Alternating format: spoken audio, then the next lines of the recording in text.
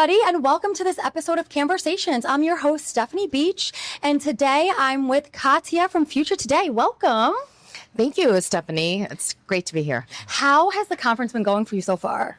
It's good. It feels like it's like double the size of last year, but I don't know if I'm just like haven't been used to this many people in one space or what, but it feels like it's a lot more busy. So, I mean, we are in this beautiful penthouse in Miami for Possible, and I agree. I feel like the energy is high. I feel like everything has doubled from last year. I haven't gotten to do too much walking around yet, but I heard that the activations on the beach are so nice. Anything that stuck out to you yet? I'm loving the international presence. Oh, I like well, out of maybe 7 meetings I already had today, 3 were, one was from France, one was from Israel, someone else was from Barcelona. So It's really nice to have all these cultures here in Miami, which is pretty appropriate. But and I love it. I mean, I guess, they're trying to be the Cannes of the US and it's working. Definitely. Are you ready to dive in? Always. Awesome. So what percentage of your traffic do you think is not human? That's a really good one.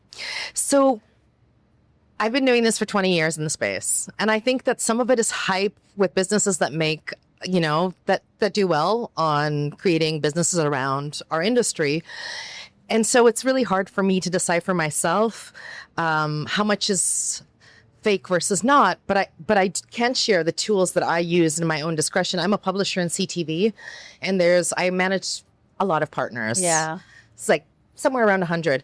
And so I work with lots of folks, and it's actually something I have to think about almost on daily. All the time. And so there's a few things I do, and there's a few vendors I work with. So I check through, the usuals, the Jounces, the Humans. And then I kind of ask questions. I have my own questionnaire that I have for prospecting. And I usually start asking from how many people on the ground in the US to direct deals versus open auction marketplace. And so I kind of have my own vetting process. Yeah. I'm afraid to jump in there and give an actual number because I'm an optimist. And I hope to think that it's actually less penetrated than some folks might think it is. Fair enough. What is at risk if a brand keeps optimizing on bad outputs? It's just a race to the bottom.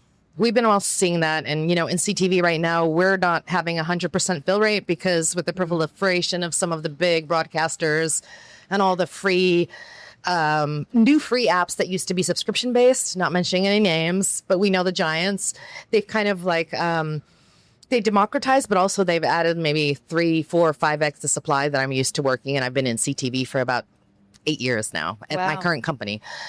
So how I think about it is I'd rather walk away from a full fill rate than race to the bottom because the user experience is, for me, more important to preserve rather than the long tail revenue. Yeah. And long tail revenue feels like it's something that I talk about to all of my partners all the time because it feels like all the resellers, and again, I think there's room for middlemen, but there's just so many right now that it's hard for when there's a brand direct, sometimes it's hard to sift through all the other noise to get to the actual one-to-one publisher. Yeah. So it's kind of like you need the revenue and yet you still have to be discerning in my case.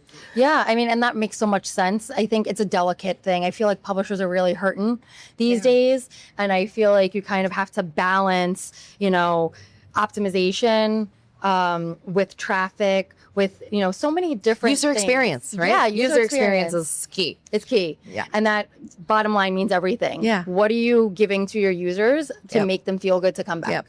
So if you mean revenue by optimization, there's other kinds of optimization. Okay. Now AI optimization, we're all for. Yeah. And we can talk about that later if you want. Optimizing on different geos, traffics, data.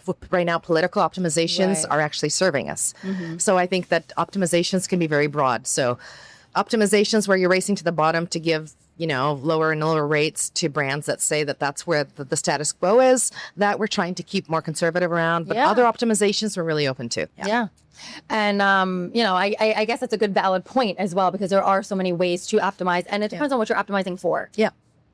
How do you actually know if traffic on your platform is real? So we're app developers. So we have all the devices. So it's probably not the best question for me because we can actually we have IP addresses to the users. So we know because we don't resale. We don't resell. So it's all our users. Fair. Yeah. And, a very good answer. I know the real. We know they're real. And that's a good one. Yeah. Good. I don't think many people could answer it like that anyway. What strategies have you implemented to monetize AI agent attention while they're shopping on a platform? So some of those, like specifically retail models, we have DSPs like Cognitive that have mainly algorithmic formulas now based on AI that are determining it. Also, Amazon is a huge partner of ours. We love working with both APS and, and we also have apps that we've developed on Fire. So all sorts. So I think that, between Amazon and some of the DSPs in CTV that are specializing in finding the right audience based on some information they get from their data sources, I think that it's really been, it's been an easy audience path to find your I was going to say curated audience, but I feel like curated is such a overused word right now. So just your cherries on the tree. Cherries on the tree. Fair enough. What do buyers misunderstand about the traffic they are paying for? It's sad that I have to work with, around 100 partners to monetize my direct publisher stack. So I think that what's happening right now is that everyone wants a specific audience and there's so many people that want a slice that it becomes almost like, what's those rainbow cakes that each have a different color? So you're basically getting a slice of many different pieces. And I would love to work with, 10 partners more direct and have them just show me more scale. Yeah. And it's something I ask for all the time. Like, what would it take for us to work with less partners with more scale? And it just seems like everyone wants to trust their algorithmic formulas to kind of scatter and spray and then find it, like an anthill kind of path. So I'm kind of leaning in and I'm trying to work with it. And then I'm studying my ads.txt lines. We're trying to clean up our resellers. So because we'll work with a partner and they'll have the same resellers. So it's really, I think the onus is on the publishers to actually not take everything that you're given and actually do the research yourself and look at the origins and compare the numbers to make sure that you don't have too much overlap. Yeah, definitely. And I think that makes so much sense in really kind of understanding that. And I think when you talk about, can I work with less partners that have more scale? Shouldn't that be easy? It's not, you guys. And the partner will tell me they're sending me all that they have, and yet I'll get them into 10 different places through resellers. So maybe they're thinking that more like a diversity of is better than, tried and true, but there's still a lot of, and I think I really don't think it's humans. I think it's formulas, and I think algorithms for most ad servers, I would say they look for lowest price and scale. Yeah. And so I think it's really easy when you want delivery and your pacing's on board just to go and hit it. This may not be a popular opinion, and I know I'm actually sharing something from the weeds that's really happening and not really talked about, but it just feels like duplication and resale still gives you additional revenue. So it's really hard for a publisher to be ethical enough to pull away from it. I think see the bigger picture. Yeah. That's kind of powerful though. Yeah. And they should. Yeah. Because then it's fake. Yeah.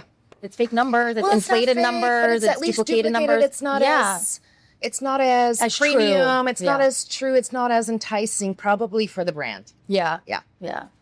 Well, are you ready for some rapid fire? Yes. Awesome. Underrated or overrated AI in marketing? Can I just say just right-rated? It's talked about everywhere and it's important. I know. I want it to be underrated, but I want it to be overrated, but I think it's actually underrated. Okay, fair. True. Safe bet or risky bet? AI agents making purchases. Risky bet. One thing that matters more than people think. The human connection, guys.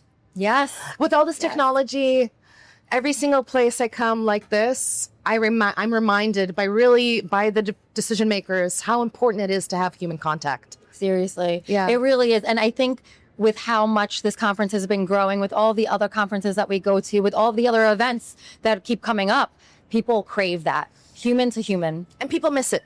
Yeah. Yeah. And we get to do something beautiful like this. Beautiful people in beautiful places. Yes. And we get to do business. This is a dream. It is a dream. Well, thank you so much, Katya. This was amazing. I love you too. Well, thank you guys so much. Thank you for tuning in to Cannesversations. Until next time, everybody. Ciao. Ciao.